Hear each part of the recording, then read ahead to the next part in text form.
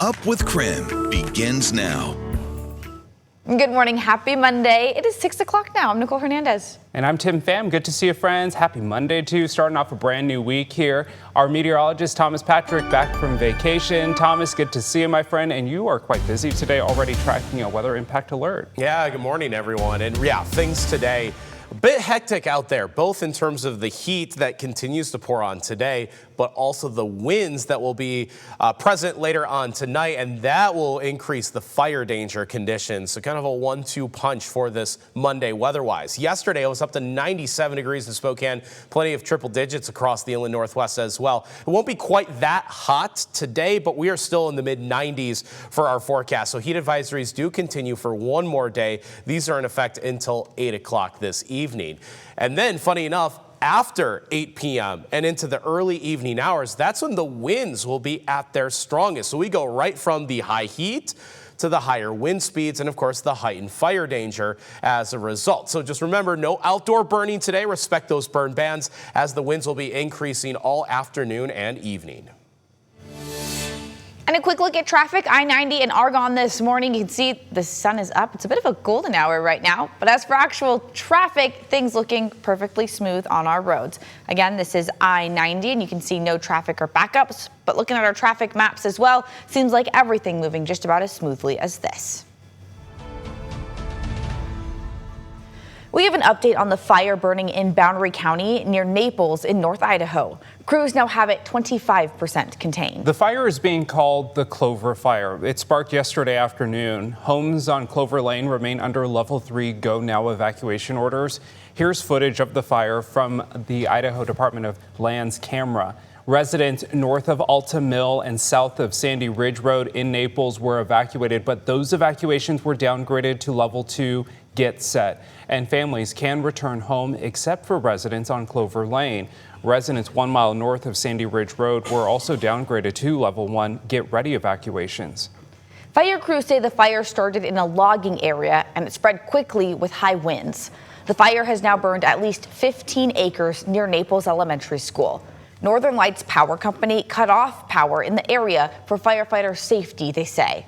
These photos were taken in the area near Sandy Ridge Road, where evacuations were earlier. Fire crews closed Deep Creek Loop from Schoolhouse Road to Highland Flats to battle the fire. The Boundary County Fairgrounds and a Red Cross shelter in Memorial Hall are now open to people and farm animals who need to evacuate. Boundary County Emergency Management issued a statement letting residents know pets are allowed in shelters. They just have to be in a separate building. So far, no homes have burned. However, other structures like a shed and horse barn did burn. Well, here's a look at the latest evacuation map for the Western Pines fire burning in Lincoln County. Authorities say people living in Green Canyon, Mill Canyon, Harker Canyon, and Far Road or Angel Spring Road should leave immediately. The Lincoln County Sheriff's Office says people need to stay out of this area so crews can work on creating a fire line. So far, this fire has burned over 5,800 acres and is still 0% contained. Meanwhile, firefighters are also battling the Hope Fire in Stevens County, just south of Northport. That fire has burned more than 6,500 acres and is now 8% contained. Here's a look at the current evacuations. Level 2 and 3 evacuations are in effect for those near the fire.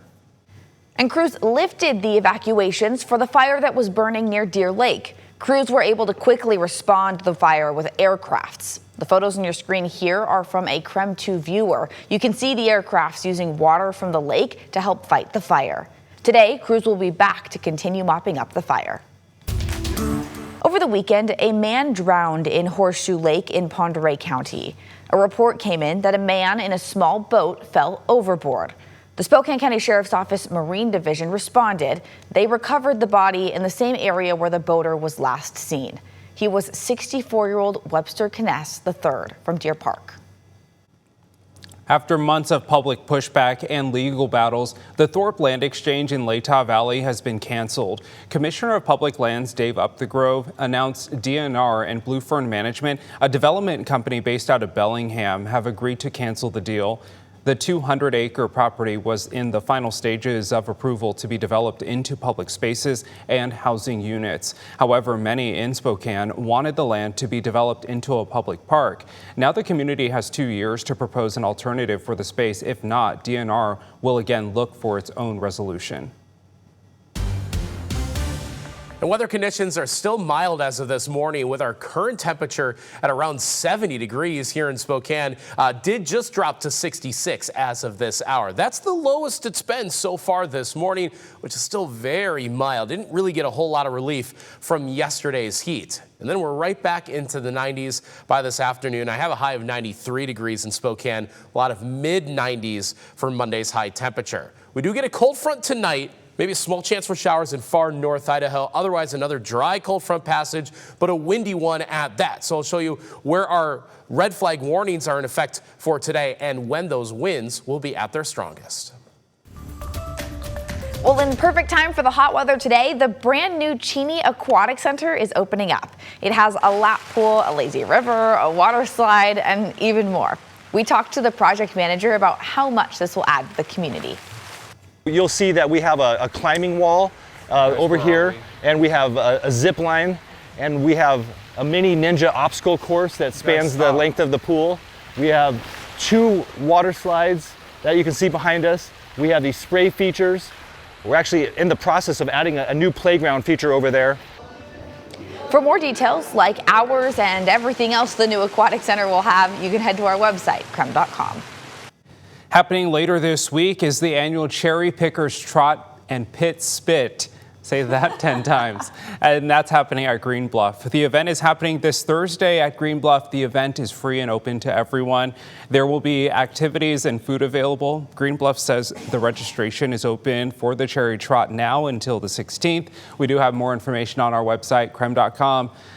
How far do you think you can? Gosh, listen, here's the deal. We've had cherries for the past week and not very far. It's surprisingly harder than you think. It is. Well, summer tourism is off to a sizzling start in Coeur d'Alene. Our news partners at the Coeur d'Alene Press report that money from the region's lodging tax, which is applied to the cost of hotel and short-term rental stays, is up more than 2% over last year, according to the Coeur d'Alene Convention and Visitor Bureau. They say the lodging tax is a good indicator of how area businesses are performing. They also say strong turnout for community events, particularly the 4th of July celebrations earlier this month, has kept downtown businesses especially booked and busy. Well, quick heads up, the price of stamps is going up again.